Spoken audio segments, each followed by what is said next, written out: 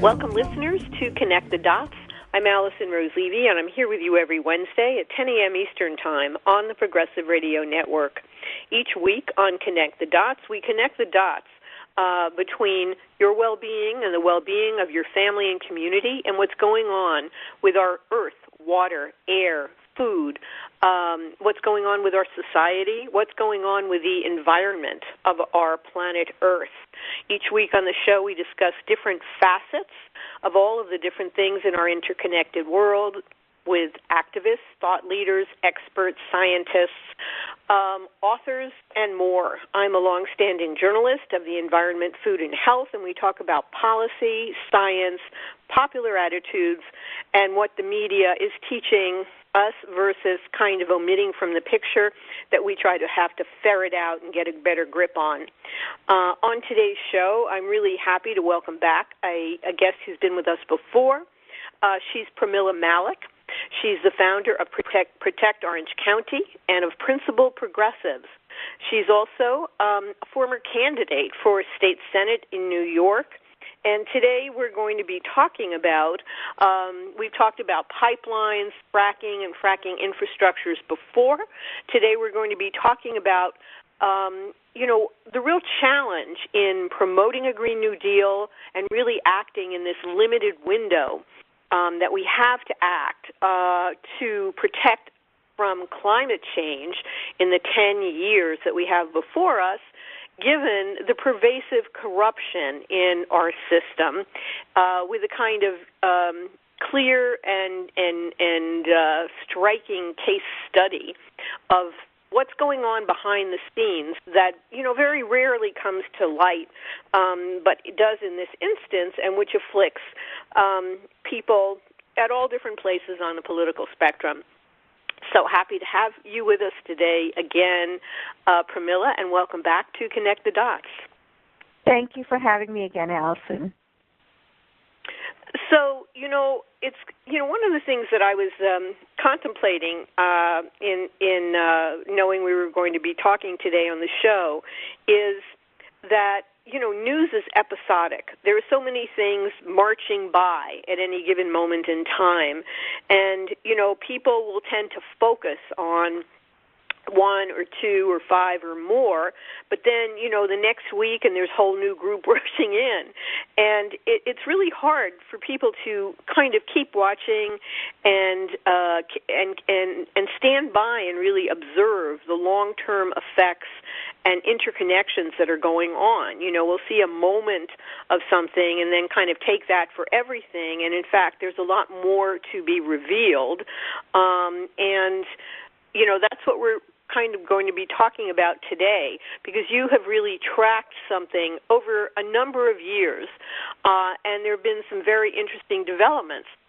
You and I first met and began our conversation that we're continuing on the air today when there was the building of a fracked gas compressor station in the future of your town, Minnesink, New York. And I did an article on this for Alternate.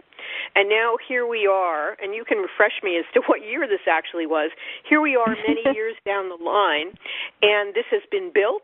And it's actually, at the time when I reported this, and it was one of the first stories of sort of the new fracked gas pipelines and compressor stations that are part of what we call the fracking infrastructure.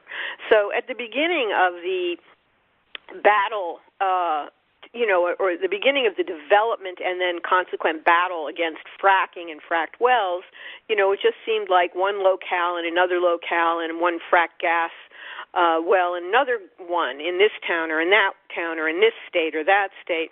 But actually we now can see that this is a whole network of and a whole progression with not only wells in one location, but with pipelines and compressor stations and export reports and all kinds of things going on all over this country and all over this world. So, what was originally thought to be a NIMBY issue, there's fracking is coming to my town or whatever, is actually a national and a global issue that has huge implications for climate change because we're talking about frack gas and transporting it, and it's leaking at every one of these sources.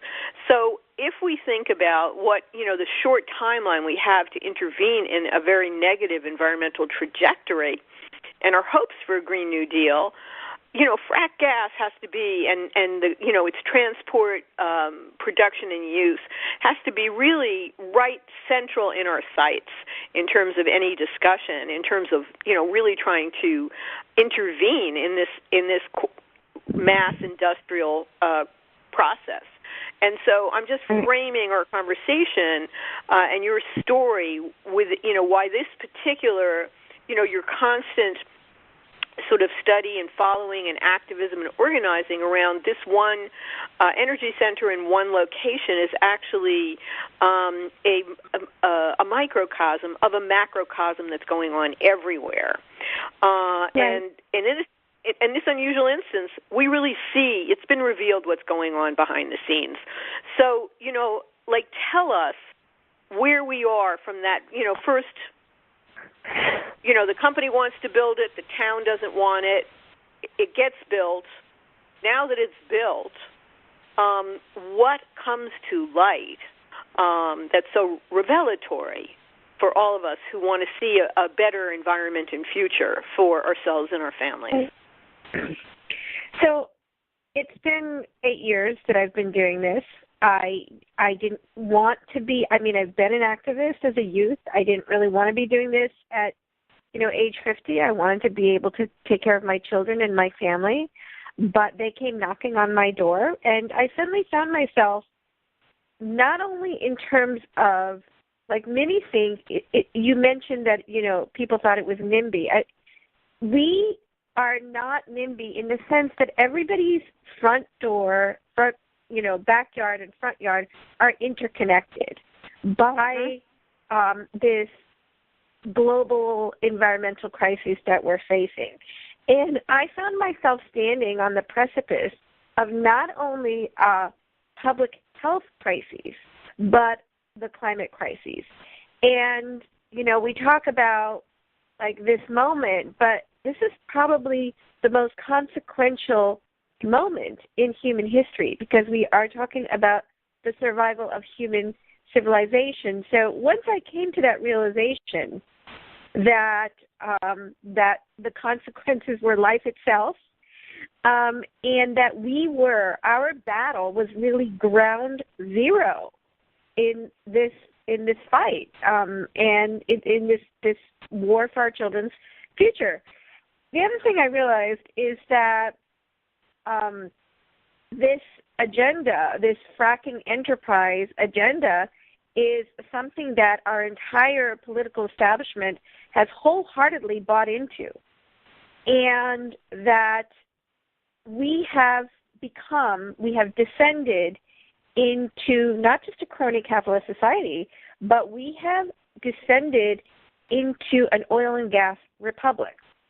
And when you become an oil and gas republic, everything is made of oil and gas. And that's what you see in the way our public policy is formulated in this country. And New York State is a great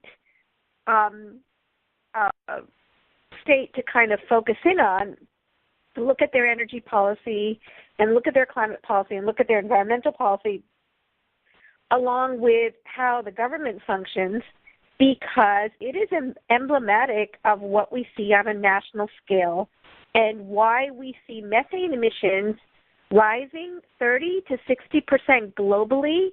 And I think it's 30 to 60% globally, and half of that is coming from the United States, and scientists believe that's from fracking. That was a Harvard study that came out a couple of years ago. In terms of the time frame that we're looking at, everyone cites the IPCC report that says we have 10 to 12 years to change policies.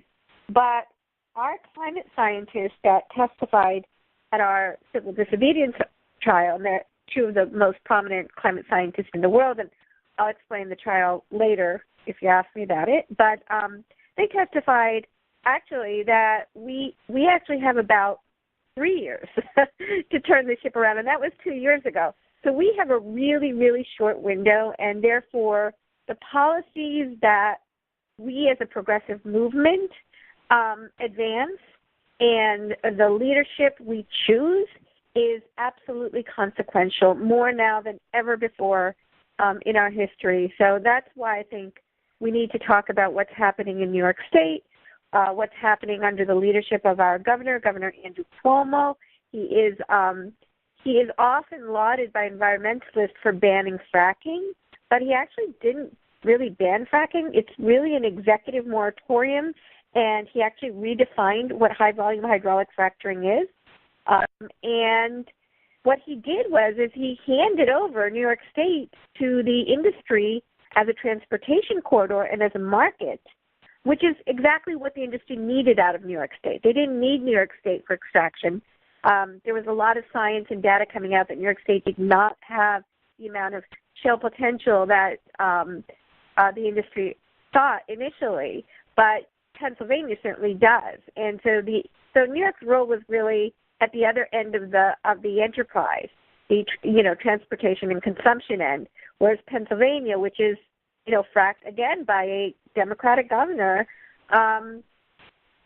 Pennsylvania is the extraction area. But what you see in terms of public policy, that all of our political leadership, and this is bipartisan across the spectrum, they are by and large all in support of the fracking enterprise, and they all by and large support policies that facilitate it. And what that means is that we have all been deemed expendable, because if you look at a map of pipeline infrastructure across the United States, there's not a single area or region of the country that isn't impacted. And pipelines are connected to compressor stations, are connected to power plants. This is why we call power plants the head of the black snake, because they drive the rest of the infrastructure. And we're talking about tens of thousands of miles of dangerous frac gas pipeline infrastructure spread throughout the country. New York State now largely derives its power from fracked gas, thanks to this power plant in my town that we've been fighting. And the country as a whole, in 2015, we started consuming more power from frack gas than from any other energy source. And so all of that was facilitated by former President Obama, who had a quote-unquote all of the above energy policy, but it really was synonymous with frack our air, water, and soil. That really was the policy. Yeah, that's really horrific. So in effect, we, and I say this as somebody who is really the first news cycle reporter to cover the fracking battle in New York State. We kind of won or partially won, a battle, but what you're saying is we have lost the war. And of course, so we've celebrated the victory, but we haven't continued to stay on the front line, stay vigilant, and to protect and surmount this ongoing foray. And, that has to in some way be dialed back. Now, specifically, who is behind this, as we can see in this particular instance? Who's behind it? Who's funding it? Because we see a political official. They claim to be an environmentalist, and yet, they're operating in relationship to other shady interests and enterprises that reach, into the pockets of, electeds and candidates in both parties. Who are the players, and how did the reality of this come into light? So that's a loaded question. Let me take it in two parts. First, in terms of environmental victories, let me just say that I have no problems, and I totally support celebrating victories, big or small. What I'm saying is we really have to ask ourselves whether it really was a victory and not a cover. Because when you look at Pennsylvania, this power plant that we discovered that this compressor station was really connected to this power plant that was being proposed at the time and has subsequently been built. But this power plant is going to depend on 100 to 150 fracking wells per year. Granted, they'll likely be coming from Pennsylvania and parts of New York State that are under that new threshold that Cuomo created. But nonetheless, what does an imaginary border really mean to our air and our water? I mean, if we're facilitating, like the anti-fracking movement was predicated on the message of not one well, yet because of this power plant, we've actually approved 100 to 150 fracking wells. So my point is that I don't really think it was an environmental victory at all. I think it was a cover-up. And when we talk about the cause of our climate crisis, the lesson that I've learned is that it's because of corruption. So we did all of the research that any community organizer would do. We looked at the permitting process. We looked at the impacts. We looked at the environmental reviews. And we were able to identify, maybe about 10 really significant, substantial impacts that are not permissible by our current federal and state environmental laws. And yet every permit the compressor station was applying for and every permit the power plant was applying for was getting approved, despite all of these impacts, all of these violations of state and federal law. And that's when we began to conclude that something stinks here, and we began to publicly, way back in 2014, assert that corruption was behind it. We filed criminal complaints when the state ethics board wouldn't respond to us, and Cuomo's office wouldn't respond to us, and our legislators wouldn't respond to us, and the media was kind of ignoring the issue. Finally, we filed complaints with the U.S. Attorney's Office. And I didn't think anything would happen with that because we were so accustomed to everybody ignoring this issue, even though it was the elephant in the room. This is, while there was an environment, one of the most mobilized environmental movements in the country was underway in New York State, yet nobody wanted to talk about CPV or acknowledge the battle that we were going through.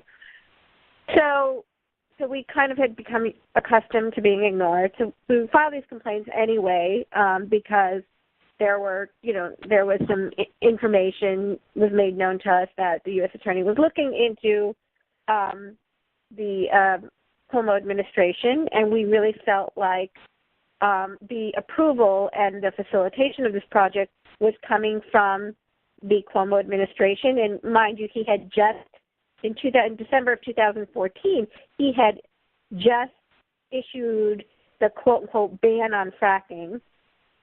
And as I said, because it was really via executive order, it really did become just a moratorium. In other words, only in effect as long as he's governor of the state of New York, not legislation that would have been permanent regardless of who's elected. But in any case, so we, filed these complaints because we thought there's a huge disconnect here. He's banned fracking, but yet he's continuing to facilitate this power plant, which is going to be dependent entirely on fracked gas. And we felt that conflict of that disconnect could only be explained through corruption. So we filed our complaints, didn't think anything of it. Again, 2015, nobody really listened to us. We engaged in civil disobedience to try to get media attention because the media wasn't paying attention to us. And we had actor James Cromwell join us, which did get us a lot of media attention. Then when we were arrested and we went to trial, we were lucky to actually be allowed to have a trial. And once again, because nobody was covering the actual impacts of this plant, we decided to use the trial as an opportunity to get all the impacts into an official record. And so we did end up having a trial. We pled not guilty, and we pled the necessity defense, and we had a civil disobedience trial. And that enabled climate scientists and public health scientists to come and testify in our trial. And finally, the facts about this plant became known to the public and was part of some official record that nobody could deny. And what our scientists testified to was that this plant, in and of itself, 650 megawatt frac gas power plant, would increase the state's greenhouse gas emissions by 10% of the power sector. That's a huge, whopping amount of greenhouse gas emissions. I think at a very, very conservative estimate, Dr. Anthony Ingrafia from Cornell put it at 4.3 million metric tons of CO2 plus methane annually, but it could go up to as high as 11 million metric tons of CO2 plus methane annually, depending on leakage rates, at a 12% leakage rate, which is what Dr. Bob Howard from Cornell as well, his research discovered that fracked gas actually leaks at about a 12% rate. So we're talking about a huge climate impact, huge increase in the state's greenhouse gas emissions, and still everybody was relatively quiet about it. Well, turns out, it was not a fruitless enterprise to file those complaints, because in 2016, suddenly, out of the blue, an indictment was announced by then U.S. Attorney for the Southern District of New York, Preet Bharara, that indicted Governor Cuomo's closest aide, Joseph Percoco, who's known as, so close to Cuomo, he's referred to him as his brother from another mother. And in that indictment, it said, do you want me to go on, or? No, I'm just exclaiming. Yeah. In that indictment, it said that that Joseph Percoco was offered bribery money, was paid bribery money through a low-show job for his wife by Competitive Power Ventures, CPV, which is the company that built this fracked gas power plant in my county. And Competitive Power Ventures, it turns out, builds fracked gas power plants all over the country. And it turns out that this company paid his Joseph Percoco through his wife about $300,000, and he had a trial. It was a pretty alarming 3-month trial, or 7-week trial, 8-week trial, and he was found guilty along with CPV's executive, Peter Kelly. Excuse me. And Peter Kelly is the son of a longtime Democratic Party central figure player. His name is Peter Braith Kelly, and he was chair of DNC fundraising for over a decade. And he, it turns out, used to be part of a lobbying firm with Roger Stone. So there is this whole interconnect of these really nefarious, big-moneyed interest lobbyists and players, and they're all tied to Governor Andrew Cuomo.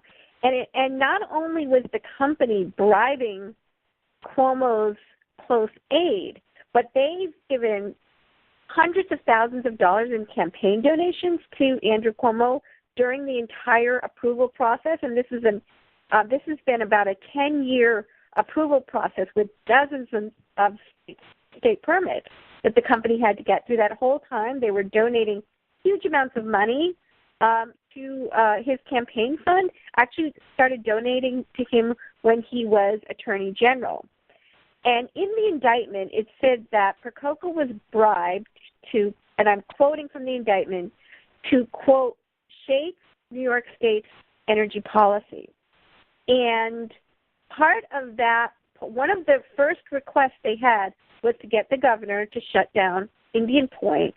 And why did they need him to do that? Because they wanted to open up the market for their power plant, and in order to get investors to build it, they had to show that there was a market need for it. So they needed to have Indian Point shut down in order to do that.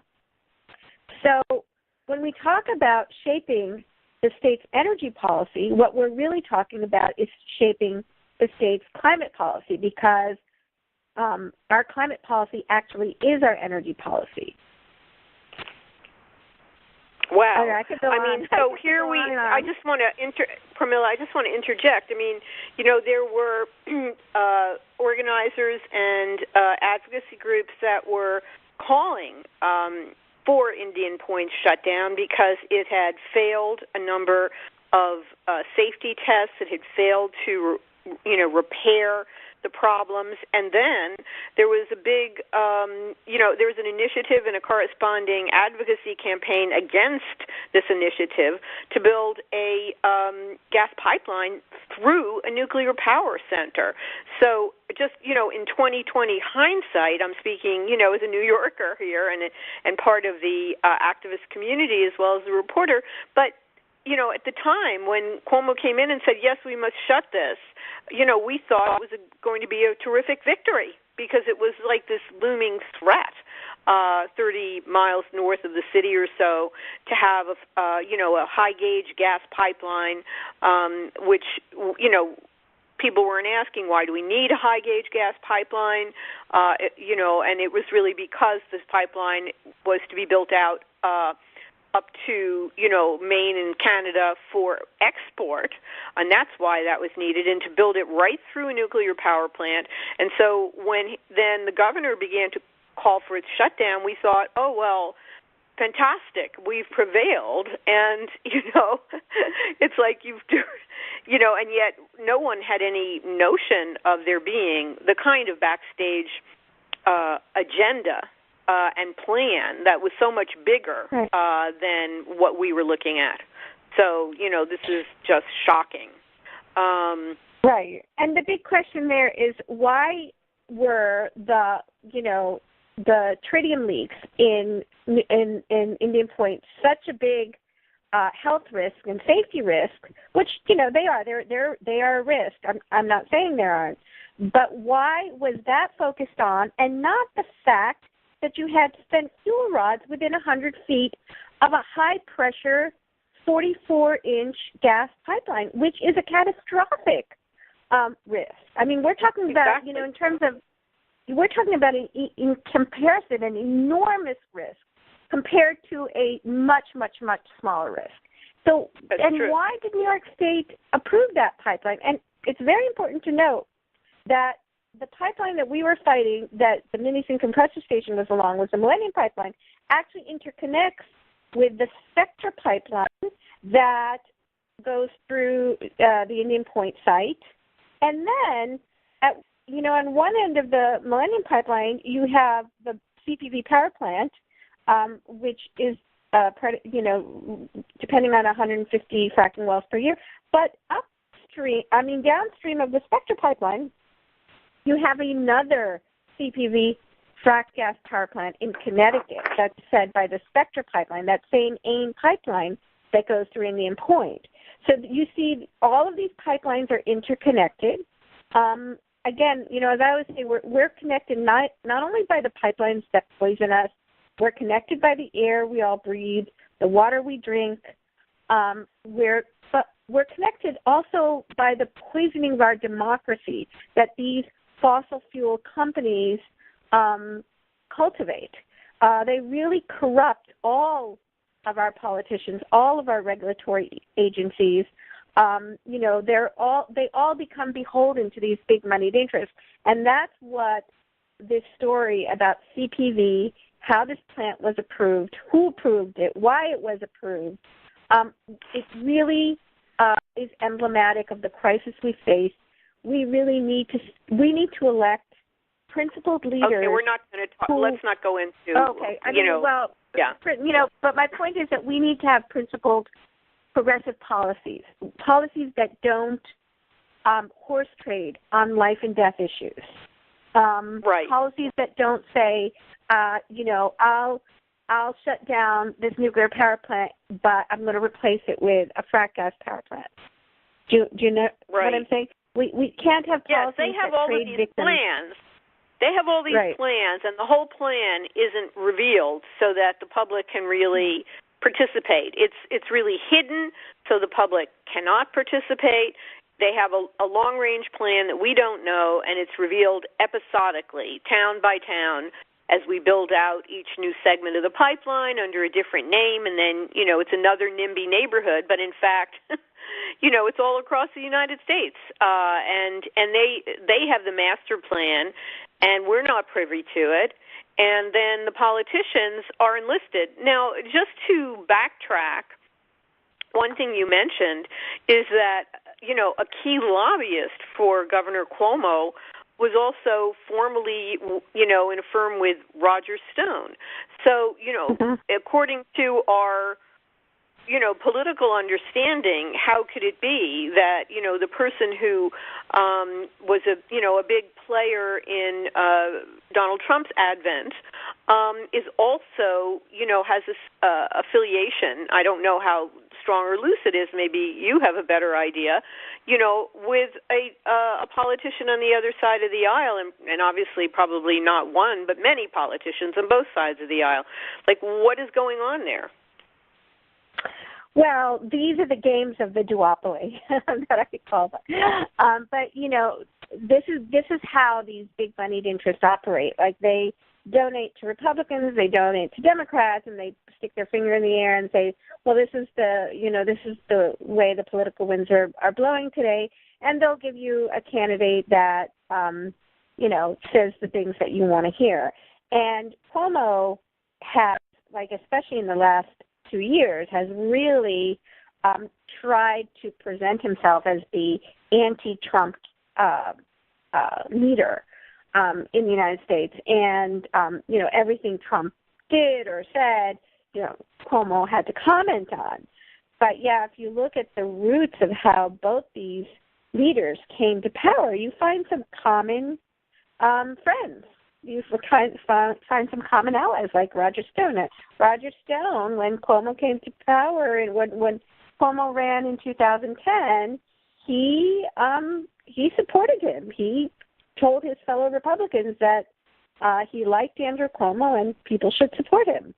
And there's a lot of other common players. It's not just Kelly.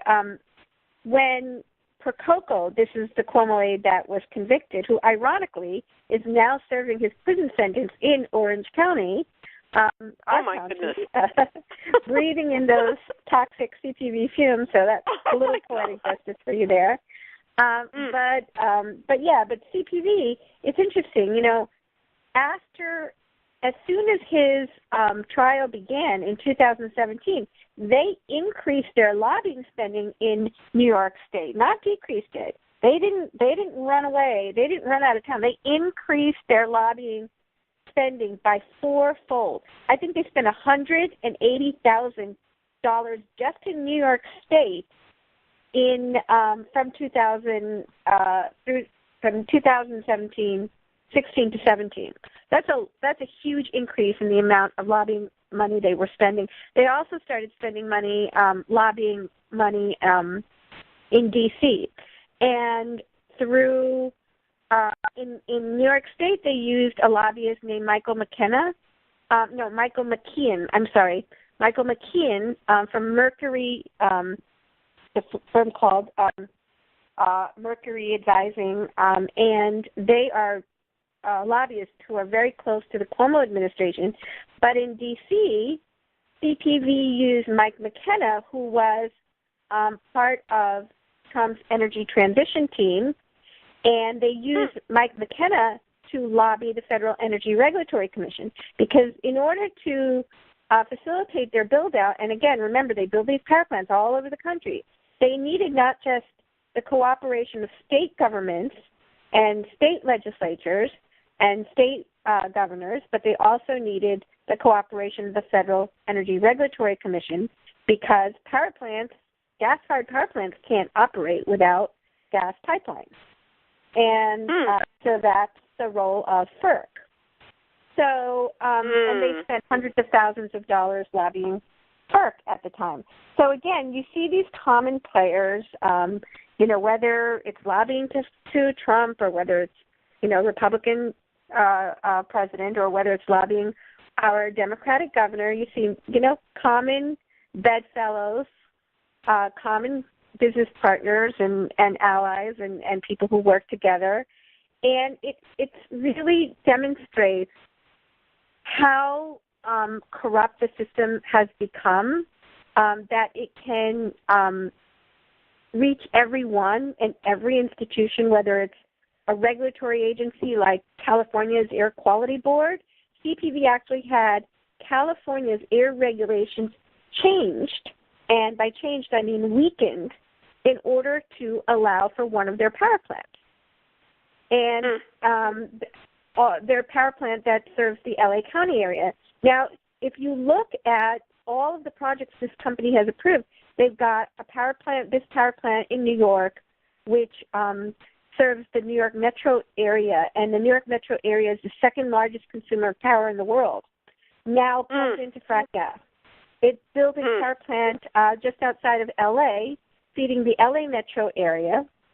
Now, LA is plugged into frac gas from Wyoming.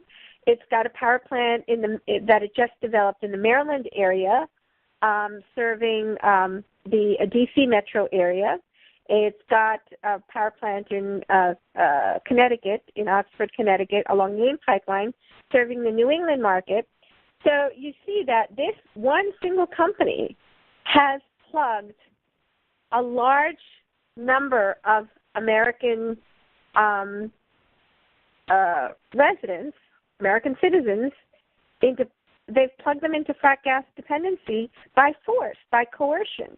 And not only that, but because of regulatory changes they've been able to effect through their lobbying of FERC, they are forcing us as utility ratepayers to actually pay for all of this construction.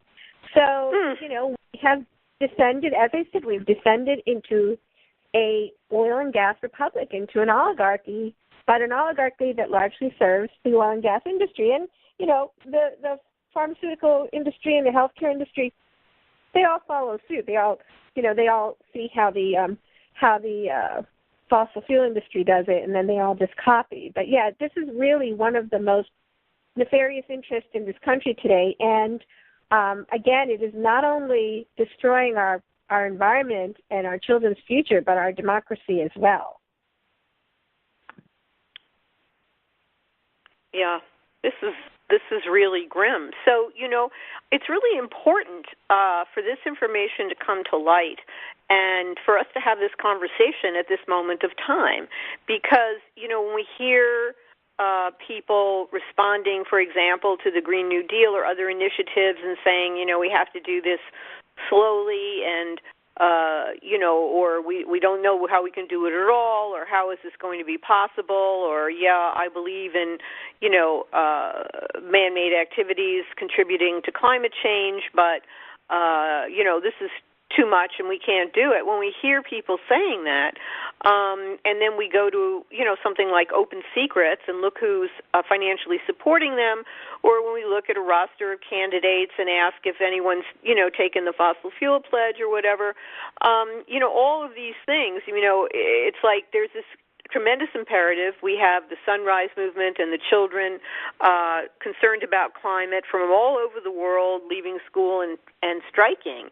And yet, in effect, we're captured and have been, in a way, taught to accept that and to buy into it and to regard that as like an unalterable status quo, just the way things are. And, we kind of have to stay in accord with some of these norms of consensus that allow for all of this, and yet on the other side, and yet we're not going to make it.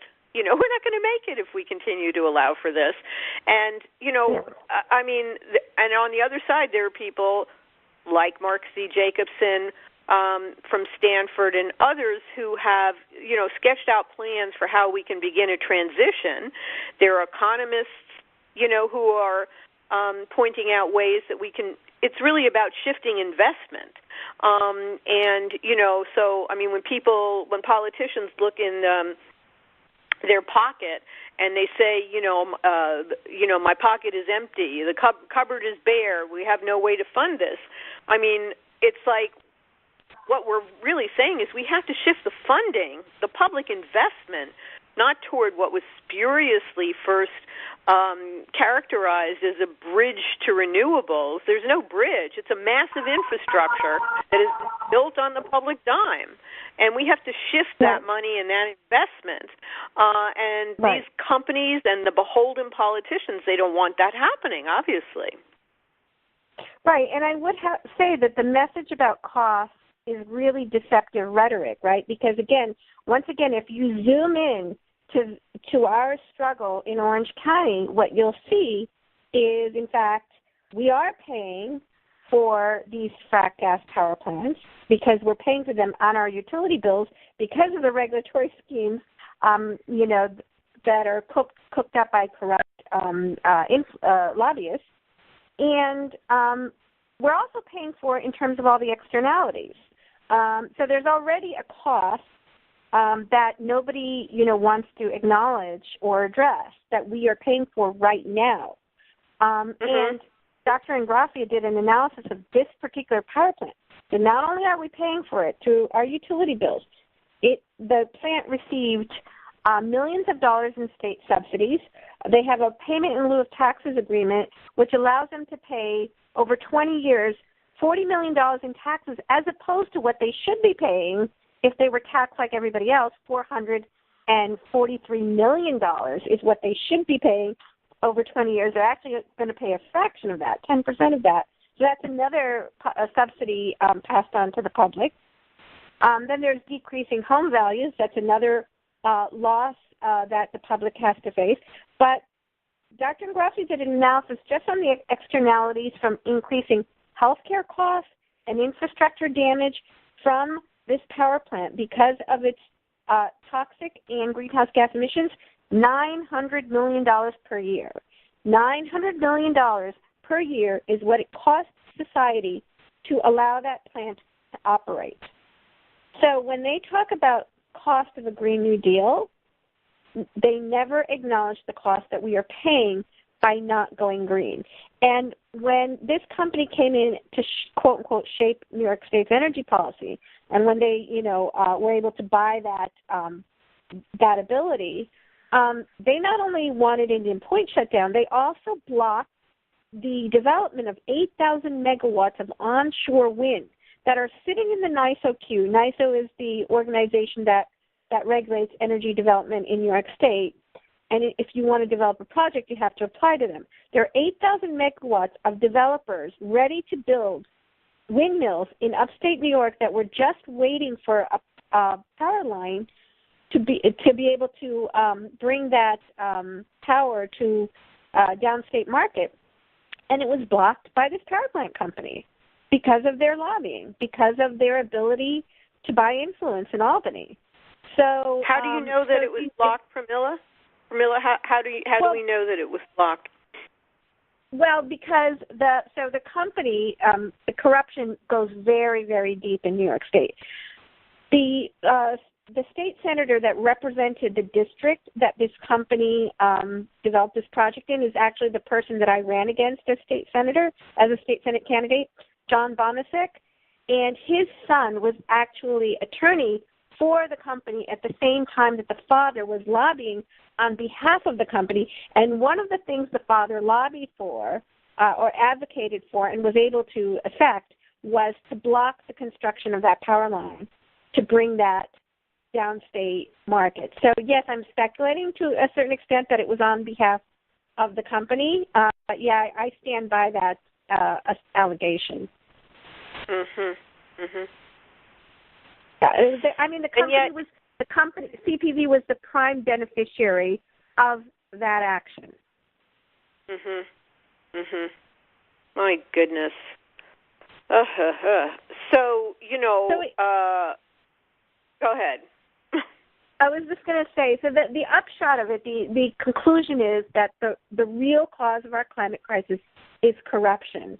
We tend to blame it on methane and CO2, and yes, they're probably the bullets, but who's shooting the bullets? It's corruption. Yeah, I mean, I did a piece for Truth Out, and it was rather shocking because we weren't able to get a stronger Paris Agreement, one that would really have had teeth in it, that would have been more effective. Granted that, of course, Trump has bowed out of that in any case, but it's often used as a benchmark for people, and some states have passed it, even though it isn't anywhere near as meaningful as it needs to be, because, and at the time, Obama didn't feel that he could, he had to kind of bow to the other side of the aisle, and he couldn't go any further with it, he believed. But at the same time, he actually loosened the laws that regulate and that have regulated in the past these pipelines until we basically, and sped their passage. He gutted key legislation that had always been protective. So, it's like whenever anyone salutes any politician as climate friendly, you got to kind of take a closer look. Is sadly, the case. Right. Especially with the Green New Deal, because it really is important, and we can't let that become so ambiguous that we lose sight of what needs to be done. It's absolutely clear. It doesn't need. There's no need for ambiguity, and in fact, ambiguity and incrementalism will kill us. It's the equivalent of rearranging the chairs on the deck of the Titanic as it goes down. In order to stop the climate crisis, is very easy. We need to, number one, shut down all fracked gas power plants. That needs to be step one. And at the same time, we need to build up utility-scale renewables. And it can be done. It's not a question of whether it can be done. As you cited Mark Jacobson, it absolutely can be done, and it can be done in a much quicker time frame than anyone is willing to admit. Again, the delays, the distractions, the ambiguity, this is all industry trickery and deception. And if we want our children to have a future, we need to crack through that deception. And as I always say, climate truth lies in the crack between climate denial on the one side, but climate deception on the other side. Climate deception, yeah, right. That's really true. And I think what this tells us, what's happened here is that as a dedicated citizen and organizer and activist, you have really been, following this horrifying bunny trail, for 8 years. And, most people just get an episodic view. They regard it as an issue not connected to themselves. They are, they stand ready to believe the statement of any politician or a political figure or someone, a candidate or anything. People think that they can take them at their word. It's extraordinarily naive, really, and if you kind of look further or deeper or wonder what that person is really about or who's really funding them, it's kind of, and aren't just buying that sort of superficial presentation, about their personality or something, in a few of their positions, which may sound novel and interesting, how is anyone, really functioning according to not something entertaining and diverting or nice or maybe, that would appeal to me, but really according to the number one priority of our time for human survival. And so that's really what we're talking about here, and it is less pleasant, than some of these other conjectures. But, I really am, very grateful to you for putting all of, connecting the dots, putting all these pieces of the puzzle together, and they form, a very unpleasant picture, to put it mildly. I mean, these,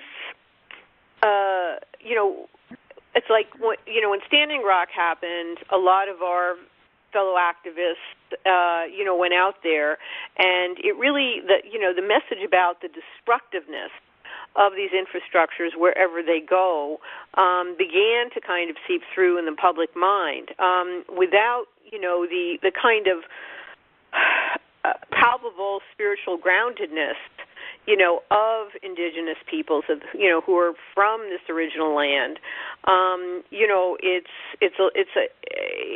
isn't as sort of, it doesn't inspire. They are able to inspire through their passion and love and true understanding of our oneness with the water and being a water protector, an earth protector, an air protector. They really can inspire other. But this, to me, story is also inspirational because, to smell corruption and then to find that it's there. This is the real job of investigating, and with so much of the that you're doing, and so much of the media is owned, that they're not really looking into or reporting on this. I mean, the whole time that the battle over the pipeline through the nuclear power plant was happening, the New York Times never reported on it once until the governor said, well, I, may close it down, right? Right. And so that was newsworthy, and that was like the only time they had anything to say about it.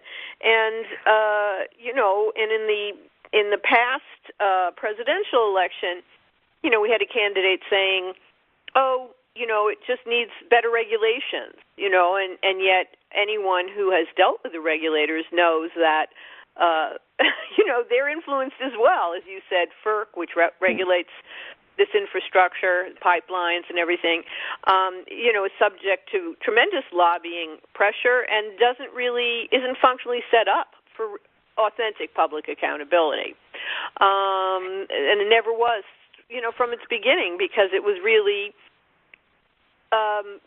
shaped to this role by, the former Vice President Cheney, whose company Halliburton is a huge champion of all of this kind of gas development. Right.